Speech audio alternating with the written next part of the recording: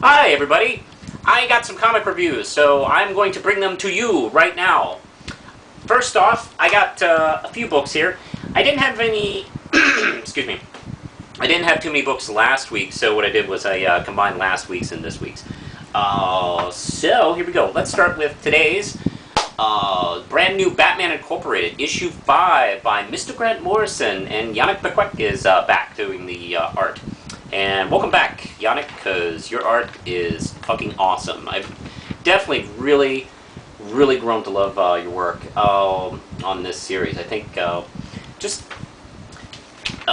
your characters, the way you keep pace with Morrison's storylines, and also you give the scenery just such beautiful backgrounds, and it just looks great. And it's still cartoony action, but you still have a nice sense of realism to this series. And of course, Grant Morrison is Grant Morrison. This is the conclusion of, I don't even know what story this was called. What was this arc? It was called, I don't know, something. It was cool. Pretty good. It opens up some doors for the ongoing story arc, which is going on in the Batman Incorporated books. It let me a little cold here and there. I don't know. It just wasn't didn't have the usual punch that it does for this series. Although I still enjoyed it. Keep in mind, with that said, it's getting a 4 round chip. Liked it a lot. Keep buying this book. It's terrific. Alright, now let's go over to Zatanna number 12. Written by Matt Sturges, and Stefan Roche is back with Paul Dini gone. And you know what? It's funny. I didn't even bother to check that this was being written by Paul Dini. I just assumed it was. And then I looked at the credits after it was done. I was like, oh, fuck, Paul Dini didn't even write that. It's really well done. And it keeps kind of the tone that Dini has established for the series, which is probably why I didn't notice the first time. It was really good. And the character, the villain here, he's kind of a douche. And what made me think Dini had written it is this villain is very Dini-ish. A lot of his villains are douches for some reason, tied to the entertainment industry. A lot of his villains are. This guy is just kind of a selfish dick. Anyway, nice little magic power he has, and the way Zatanna beats him is pretty clever. Like this one a lot. Very good. I'm going to give this a strong 5 round chips. And Avengers! With Iron Man striking a Highlander pose here. This is Brian Michael Bendis and John Romita Jr. At the end of the Infinity Gauntlet storyline that's been pretty epic as far as Bendis is usually doing. The Hood finally meets that guy who always wants the Infinity Gems, and Thanos, that's what he is. And I won't really give it away, but there's a cool twist early on, and we get to see Hood taken out pretty badly here. And the fight, actually, between him and Red Hulk, which, by the way, if you haven't been keeping up, is General Ross. General Ross is the Red Hulk now, by the way. And, well, I shouldn't say N now. He's always been the Red Hulk. Even though he has a beard when he's human, and he doesn't... I hate that. Just shave his fucking beard. Is that so hard? Are we so married to some of these images? Like, oh no, we can't have General Ross without the beard. Well, we didn't give the Hulk the beard. I don't know. Just, it's dumb, and I don't like it. But him as Red Hulk, I gotta tell you, has grown on me. Especially when Brian Michael Bendis is writing it. Maybe it has something to do with one of my favorite writers doing it, but whatever. The sequence where they're fighting and they kind of crash into their different parallel universes. By the way, DC isn't the only big comic book company with multiverse. Marvel has it too. And, you know, they crash into the zombie-verse, and whatever the fuck this one is, and whatever the fuck that one is, I don't know, I can't keep up with it. This one I know. I've seen that one before. Oh, yeah, so they're just, it's crazy. Fantastic. There's a great little conclusion. There's a couple mini conclusions here. What's going on with Steve Rogers, Captain America, and somehow he comes to terms with what Tony Stark and the Illuminati have done.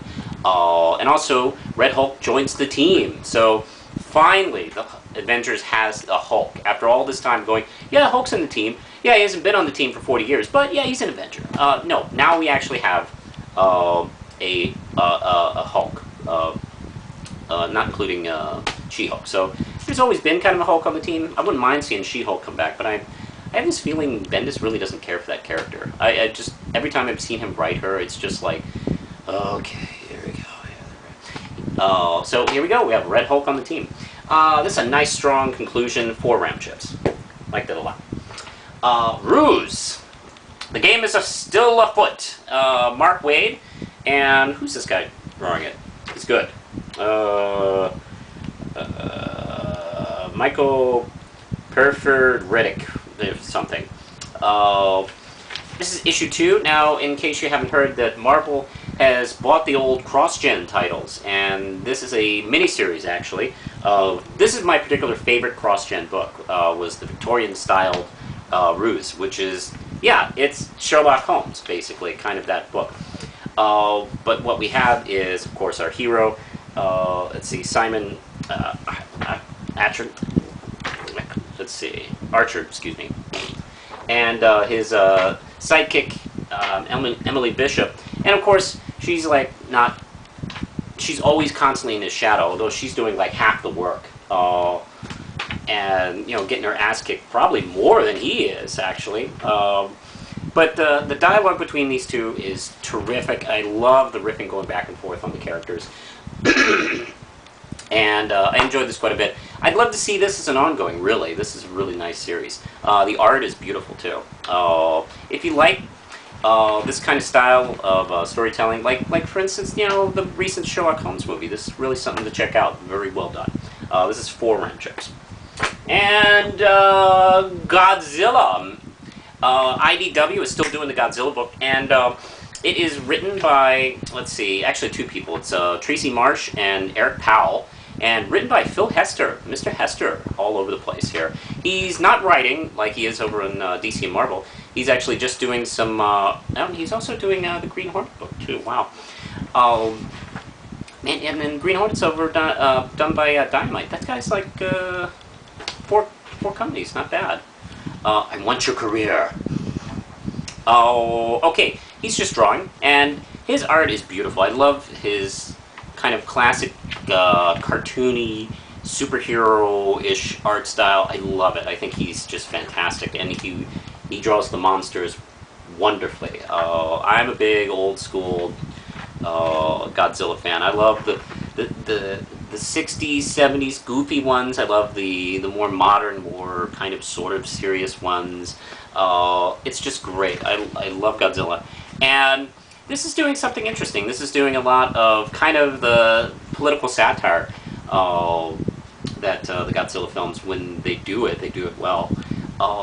Where Godzilla is just tearing the shit up everywhere, and monsters are appearing in Russia and in Mexico, and of course there's some wonderful parody of, you know, immigration here, where they put up a fence and a wall in Texas, and you know, that doesn't stop a monster very well.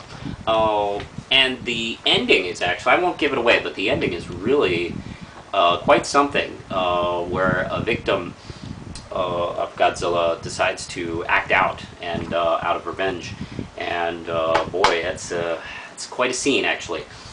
I like this a lot. I was planning to give this 4 RAM chips, but fuck it, I'll give this 5 RAM chips. I really liked it a lot. I think that's it right now. So if you're interested in my Twitter, I'm going to put a link down at the bottom. Also, the Red Knight comic Facebook page, check it out. I'm working hard on it, so please check it out. I think that's about it, and until next time, push the button, Lindsay.